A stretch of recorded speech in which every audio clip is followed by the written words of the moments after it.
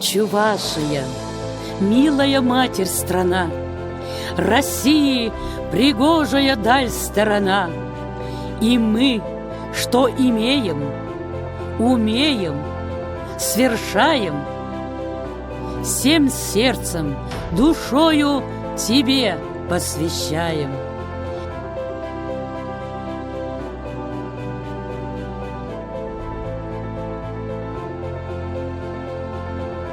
Поклон нашей знатной чувашской земле, животворящей волшебной воде, родителям, предкам, традициям нашим, в делах, устремлениях благо сулящим. Чувашский язык, ты в журчаниях рек, журчание рек не замолкнет вовек. Блаженные росписи прастарины, пословицы, вышивки, песни, стихи в легендах, сказаниях, эпосах, сказах, в национальных одеждах, нарядах. Чувашский народ не исчезнет, он крепнет. Чувашский язык не померкнет, он светит. Пой, чебоксары, сияя в расцвете, ты лучший наш город на всем белом свете.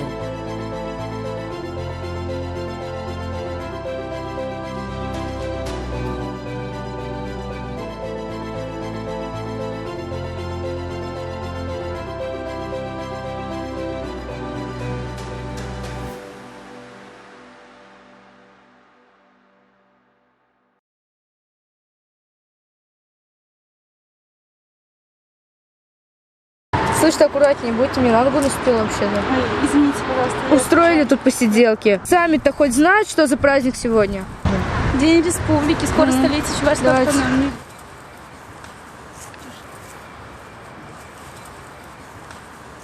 Пап, что за праздник отмечается сегодня? Ну, вроде 100 лет назад была образована Чувашская республика. Ну а зачем она нужна? Чем мы, к примеру, от Нижнего Новгорода или Казани отличаемся? Все же вроде по-русски говорим, только в городе надписи на чувашском языке есть. Раньше не так было. Чуваши бедно жили, не было заводов, фабрик. И по-русски они не очень-то хорошо знали. А после гражданской войны многие республики получили свою автономию. Ленин родной своих чувашей не забыл, тоже им дал автономию, свою республику. Так сейчас же все хорошо, все на русском говорят. Смысл этой автономии?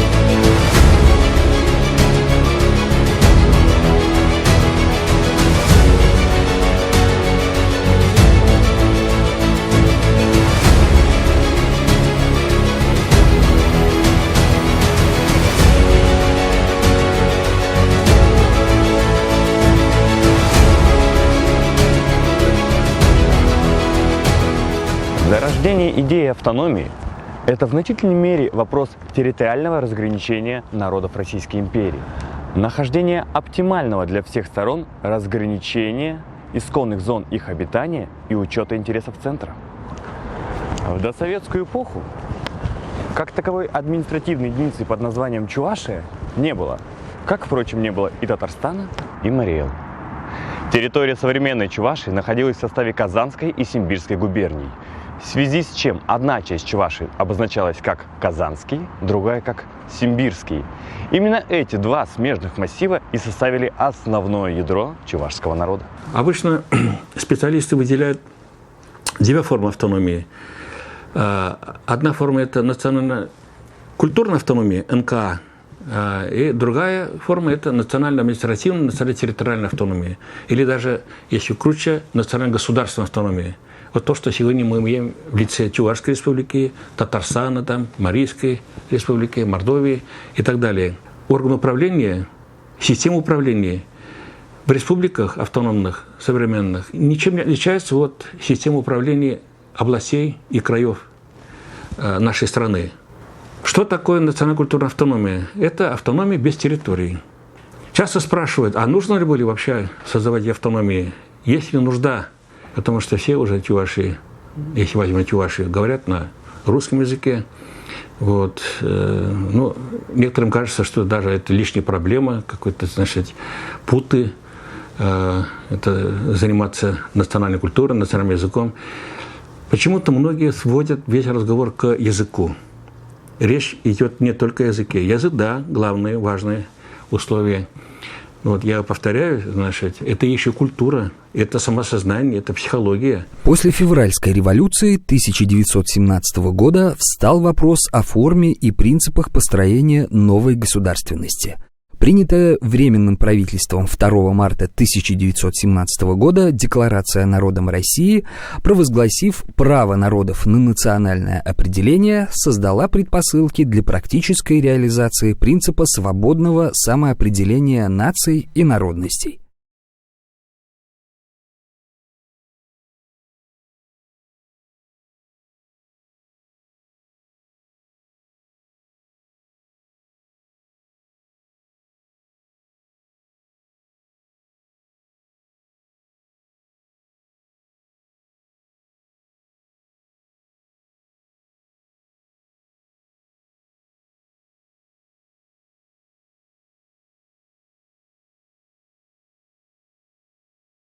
К концу 1919 года Чувашский отдел при Народном комиссариате по делам национальностей подготовил краткий доклад о выделении чувашского народа в особую административную единицу, который 3 января 1920 года был представлен в коллегию Наркомнаца для направления в комиссию в ЦИК по вопросам нового территориального деления РСФСР.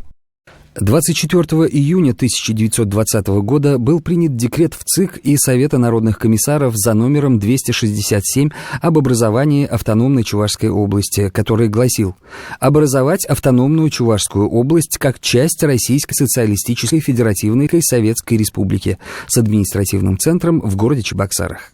По правовому статусу Чувашская автономная область была начальной ступенью национальной государственности. Часто задается такой вопрос, почему Чувашия стала республикой только в 1925 году? То есть позднее, чем другие наши соседние регионы, Татарстан, Башкирская республика. Почему в 2020 году не смогла стать республикой? На это существует, конечно, объективная причина. Дело в том, что чувашское национальное движение, она изначально, вот ее была особенная специфика по сравнению со многими другими национальными движениями России того времени, то, что они не стремились к территориальному обособлению, созданию своей территориальной автономии республики. Они стояли на принципах культурной автономии. То, что в 2020 году была образована территориально автономная область, это фактически, это по сути было как компромисс между требованием нового советского руководства по территориальной автономии с такими элементами культурной автономии. Созданная в 1920 году Чувашская автономная область начала свою деятельность с организацией необходимых структур власти. Резко возрастает образовательный уровень. Значит, началась массовая кампания по ликвидации безграмотности. Значит, сначала была выдвинута задача всеобщего начального образования, то есть 4-летки, потом 30-е годы 7-летки. 30-е годы возникли первые высшие образовательные учреждения Чувашии, Чувашский педагогический институт, сельхозинститут, Чувашский трахоматозный институт. Тогда же возник Чувашский государственный институт гуманитарных наук, призванный изучать историю, культуру, язык чувашского народа. Возникает здравоохранение такого массового типа, то есть что здесь имеется в виду? Больницы, поликлиники. Началась массовая кампания по ликвидации трахомы. Здесь действительно удалось достигнуть грандиозных успехов. То есть советская власть сумела найти инструменты и методы для активизации, скажем так, усилий самого народа. Каждая автономная область стремилась перерасти в республику. Тем более, что центральная власть официально не только признавала, но и подразумевала такую возможность. На официальном уровне вопрос о преобразовании Чувашской автономной области в автономную республику начал обсуждаться с 1922 года. Был поставлен вопрос о том, чтобы расширить территорию Чувашской автономии за счет части территории Ульяновской губернии, административным центром автономной республики сделать город Ульяновск, потом включить в состав автономной республики Меликесский уезд Самарской губернии и 5 властей Буинского кантона, как тогда говорили, Татарской республики. Это современный Дрожжановский район. И это было сделано не случайно, потому что аргументы, которые были выдвинуты, были связаны прежде всего с экономикой, что присоединение части Ульяновской губернии с городом Ульяновск позволит создать достаточно мощную, самодостаточную экономическую республику. Кроме того, присоединение Меликесского уезда позволит включить в состав Чувашии плодородные черноземы. После ряда согласований 21 апреля 1925 года было решено преобразовать Чувашскую автономную область в республику. В состав республики включили Алатырский уезд Ульяновской губернии как наиболее экономически и промышленно развитый регион. Площадь республики достигла 18,3 тысяч квадратных километров, а доля чувашей в ее населении оставалась преобладающей – 75%. На самом деле на ее территории оказалось лишь 60% всех чувашей страны. В статье номер 1 Конституции Чувашской АССР, принятой в январе 1926 года, декларировалось о том, что Чувашская автономная социалистическая советская республика есть социалистическое государство рабочих и крестьян, свободно и добровольно входящее в состав Российской социалистической федеративной советской республики на началах федерации. С этого времени мы можем говорить о наличии государственности чувашского народа в составе Советской России, которая представляла собой Федерацию национальных государств. Не надо именно слово «государственность» понимать полным пониманием смысла государства. Нет, государственность подразумевает отдельные некоторые элементы государства. Это, соответственно, право принимать свои нормативные правовые акты, это право создавать органы государственной власти и управления, и государственность, в то же время наличие определенной административно-территориальной единицы. Россия – федеративное государство. Все 85 субъектов, они равностатусные, равноправные, но и в совокупности они составляют единое государство Россию. Первый проект Конституции Чувашской АССР был рассмотрен и утвержден 31 января 1926 года первым учредительным съездом Советов Чувашской АССР. 25 февраля 1926 года Президиумом ЦИК ЧССР была создана комиссия по разработке герба и флага республики. Постановлением Президиума ЦИК ЧССР от 3 января 1927 года флаг был утвержден. Автором рисунка был художник и фотограф Мартинс. Можно задаться вопросом, а почему чувашский народ только недавно обрел политическую автономию и государственность? Как обстояло это дело раньше? Большинство населения России составляет русский народ. Тем не менее, и небольшие народы, как и чувашский народ, чувашский этнос, так и марийские соседи наши, мордовские, удмуртские и другие народы, значит, имели свою историю государственности. Многие авторы начинают уже там с Центральной Азии, с хуннов, гуннов, Ну, все верно, конечно, это Гунская империя была. Но потом образовалось Хазарское царство, или Хазарский каганат. Там случались восстания, войны внутренние, такие, значит, свои пертурбации политические. Несколько было таких переселений на территории Средней Волги, Среднее Поволжье. То есть на территории современного Татарстана, Чувашии, на территории современной, значит, Самарской области. Вот, переселялись. Самые первые болгарские переселенцы появились на территории современного, значит, Среднего Поволжья еще с конца 7-го, в основном 8-9 веках. И вот здесь тюркоязычные болгары обосновались и создали свое государство. Но считается, что государственность возникла в конце 9-го, начале 10 века. После принятия исламской религии часть во главе с князем Вырогом отказалась, значит, принять эту религию, отошли на другую территорию и, в принципе, как бы сохранили свою древнюю религию. Ну вот Волжская Болгария, она просуществовала до 1236 года, до нападения татаро-монгол на Волжскую Болгарию.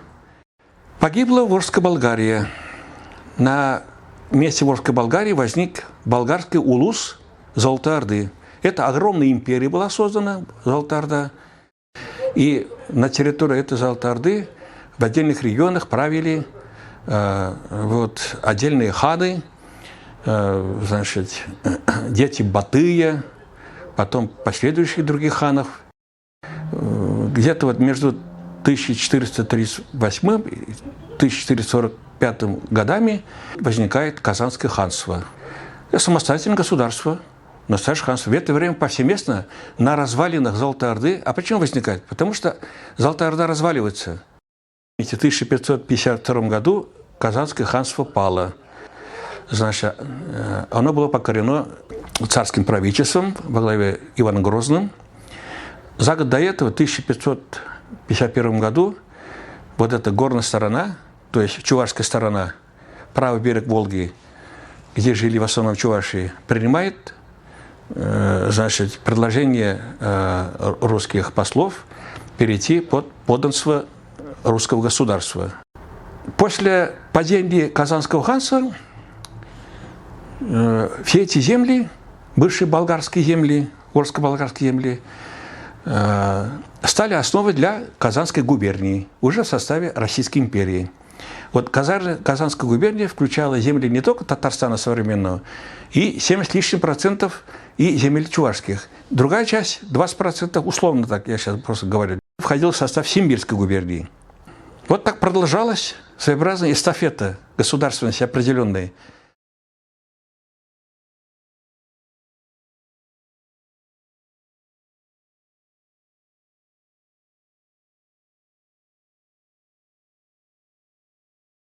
По-прежнему оставаясь земледельческой, автономия при высокой плотности населения выделялась среди других автономий и регионов страны значительным малоземьем. На момент начала 20-х годов, когда, собственно говоря, начиналась механизация сельского хозяйства Советской России, уклад крестьянина повсеместно по всей стране представлял из себя, скажем так, хозяйства мелкие, в основном обрабатывались сельхозугодия ручным трудом, лошадной силой. Таких орудий, как сеялка, либо широкозахватные плуги, де-факто их не имелось.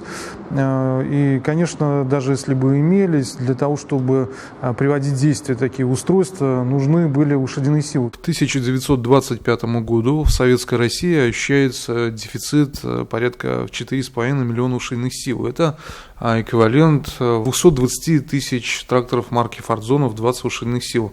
Вот современные орудия труда, современные плуги, современные сеялки, их уже одним конем сдвинуть невозможно было с места. И тут уже не то, что конь нужен был как живой организм, а нужен был железный конь, трактор.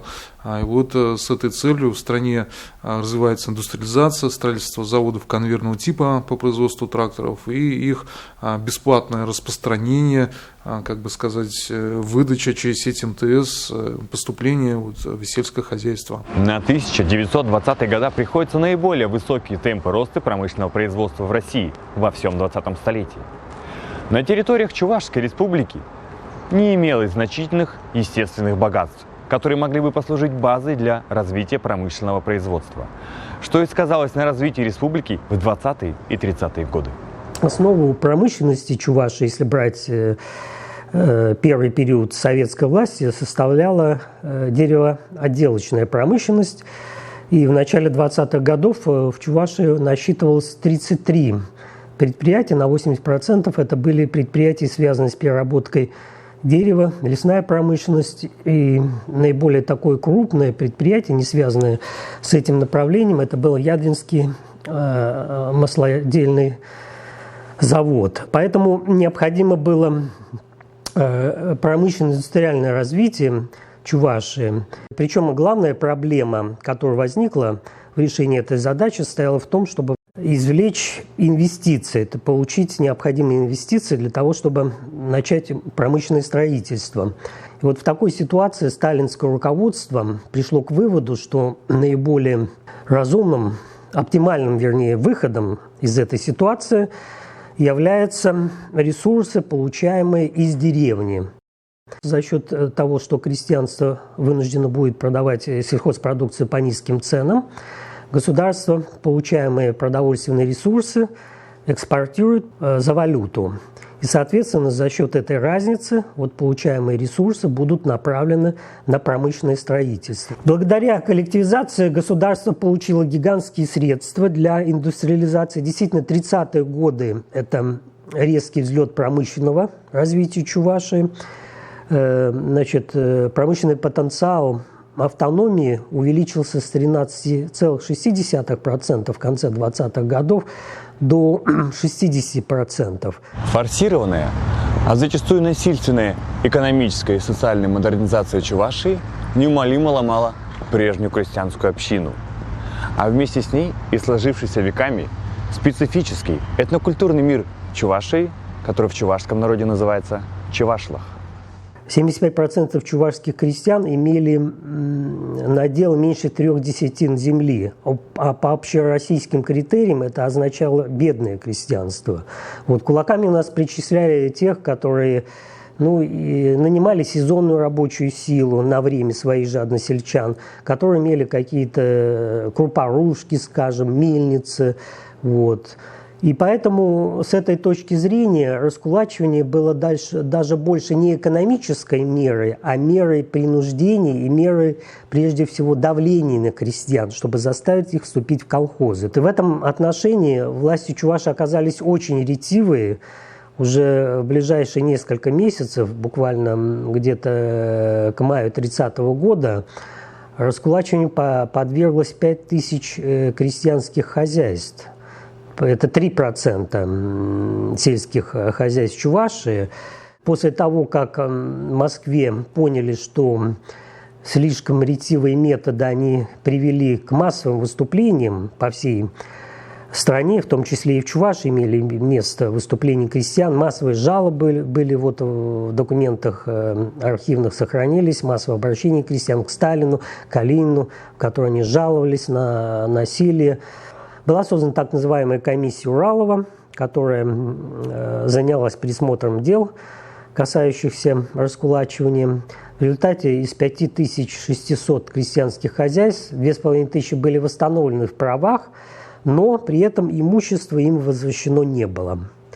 Вторая волна коллективизации пришлась на начало 1931 года, она имела уже свои особенности. Там уже раскулачивание происходило в виде выселения за пределы Чувашии, хотя установка центра касалась выселения 800 хозяйств, но и здесь местные власти проявили ретивость. Республиканские власти дали установку районным властям Чувашии, чтобы выселили 1400 хозяйств. И этот процесс выселения он продолжался вплоть до 1933 года, и где-то с 1933 года уже он несколько приостановился.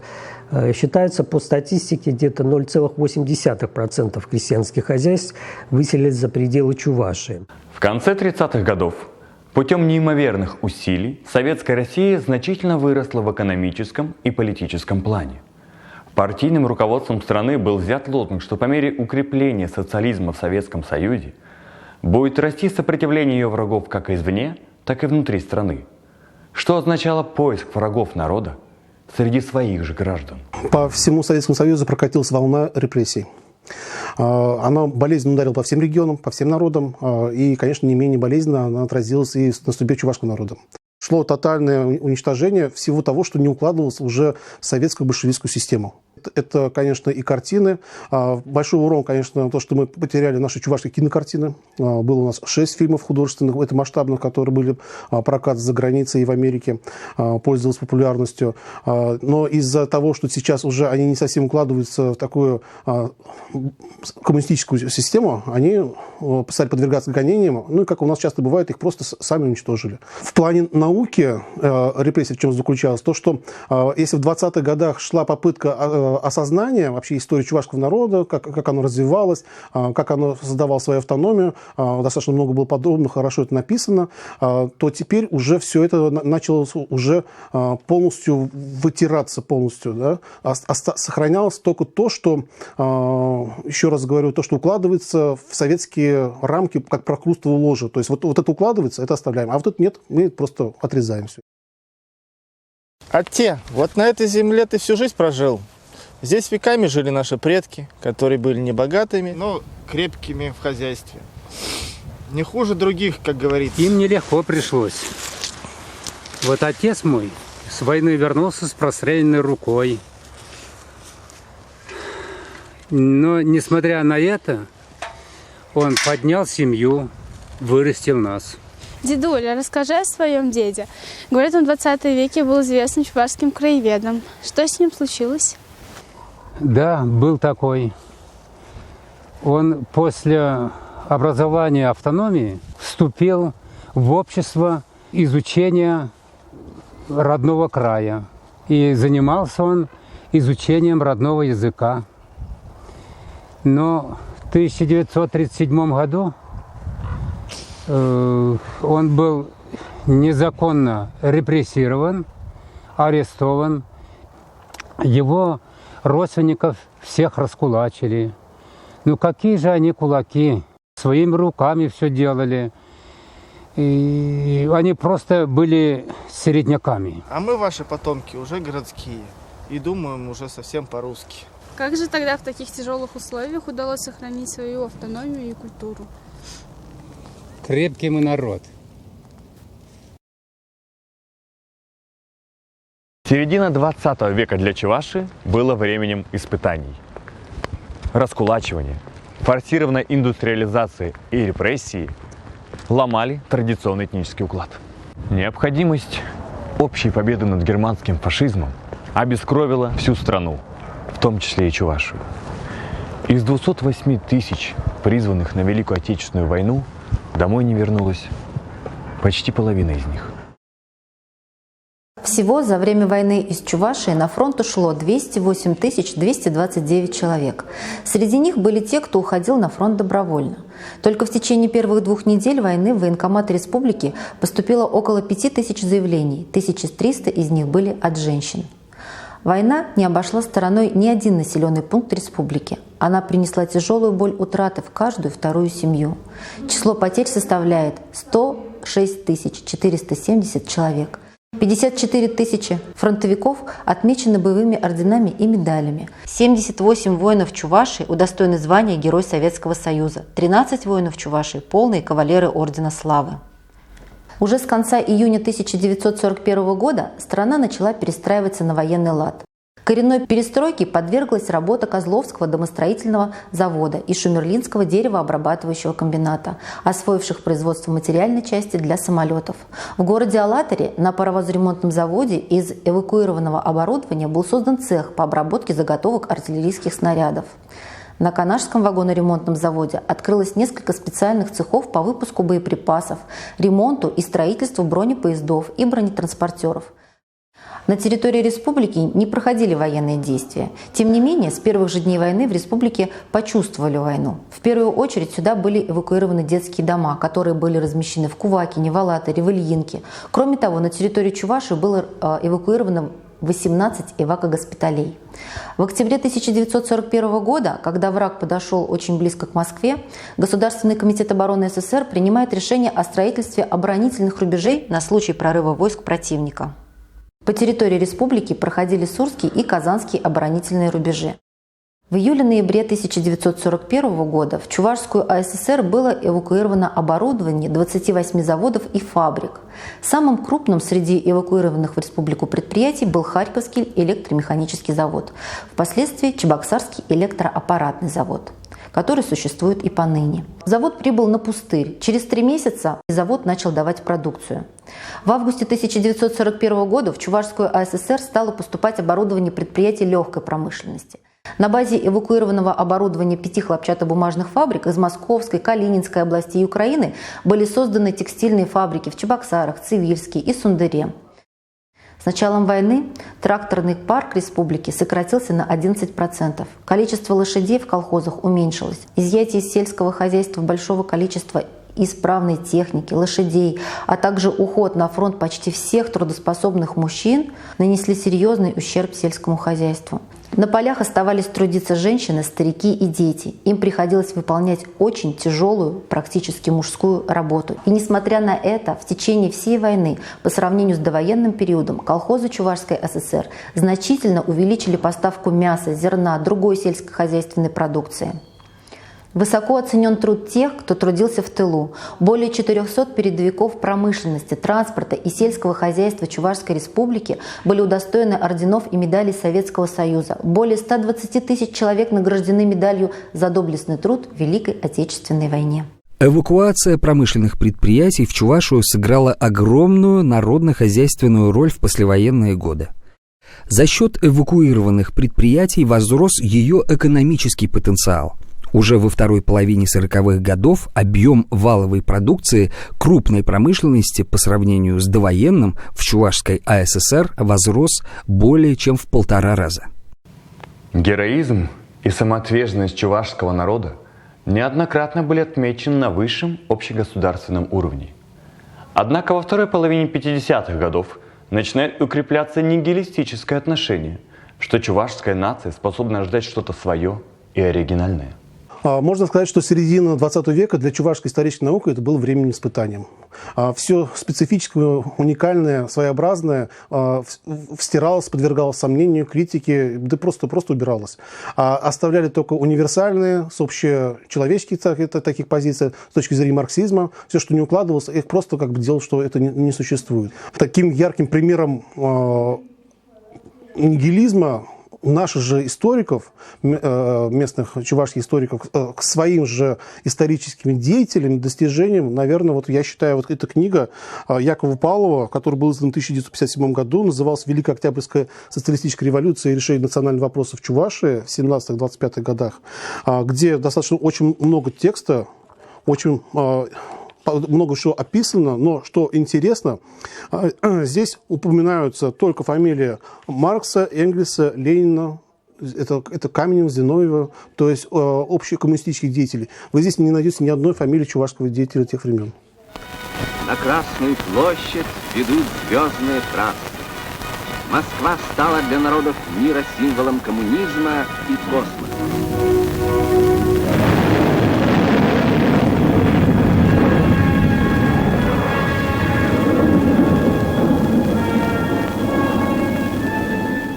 Духовное возрождение Чувашии началось, пожалуй, в августе 1962 года, когда чувашский сын третьим вышел и покорил космическое пространство.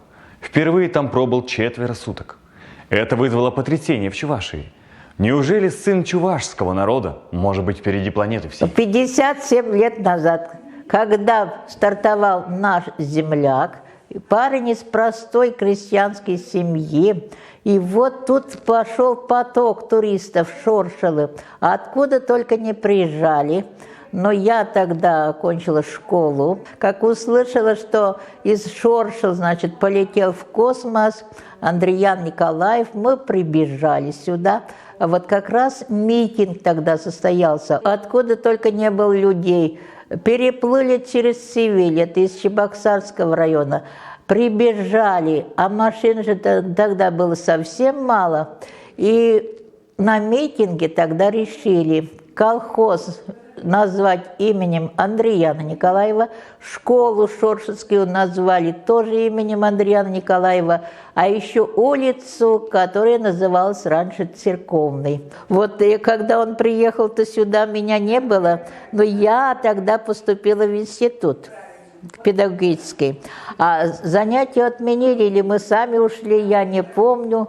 Как он проезжал по улице Карла Маркса, значит, когда проезжал, там же митинг был на площади Ленина, но тогда еще мы вышли, увидели его издалека. А когда провожали, мы тоже вышли. Я чуть даже под машину не упала. Столько народу было, толкают, и тут и милиция не может остановить. Очень много было народу. В 60-х годах в Чувашии, как и по всей стране, развернулось бурное строительство промышленных предприятий. Развивались сельское хозяйство, наука, техника, культура и общеобразовательный уровень населения. Быстро росло количество городского населения. Все эти факторы обусловили улучшение экономического положения республики. И уже к 60-м годам Чувашия из аграрно-индустриальной стала индустриально-аграрной республикой. Сельское хозяйство все более обретает животноводческую специализацию. В 1960 году началось строительство Чебоксарского химического комбината, который находился на 15 километров ниже по течению от города Чебоксара. Строительство химкомбината объявлено всесоюзной ударной комсомольской стройкой. Со строительством завода стали возводиться первые дома нового города. 7 сентября 1965 года на основании указа Президиума Верховного Совета РСФСР Новочебоксарск получил статус города. К 1970 году было построено и введено в действие 26 крупных промышленных предприятий.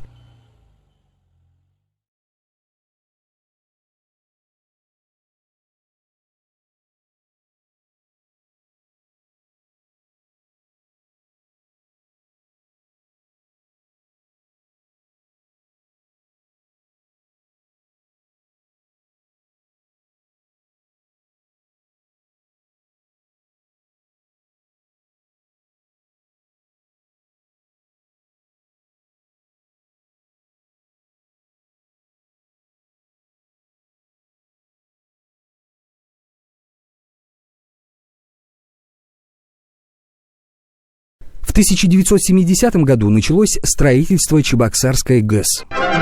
Чебоксарская ГЭС увенчает Волжский энергокаскад. В 1972 Чебоксарского завода промышленных тракторов. В январе 1972 года на площадке Чебоксарского тракторного был вынут первый кубометр земли.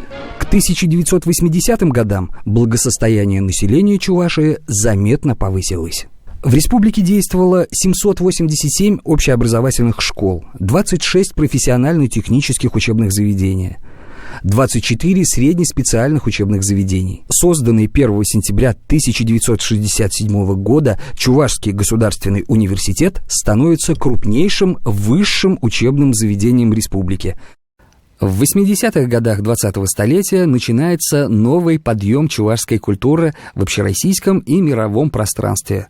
Звучат такие имена, как поэта Геннадия Айги, художника Проскиви Ти, этнопедагога Геннадия Волкова, историка Василия Дмитриева и других. В годы перестройки российского государства, в 90-е, все четче звучит голос консолидированного народа. В 1992 году создается Чувашский национальный конгресс, миссия которого – консолидация чувашской нации по всей стране, вне зависимости от места проживания. Началось, примерно, с середины 80-х годов.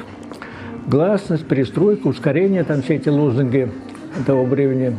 И гласность действительно была какая-то свобода слова. создавались фольклорные ансамбли различные, там, кружки по изучению чувашского языка и так далее. Но надо было как-то вот объединить все эти усилия. Нужен был какой-то такой, ну, как бы сказать, условно говоря, координирующий такой какой-то орган, который бы объединял всех вот этих людей.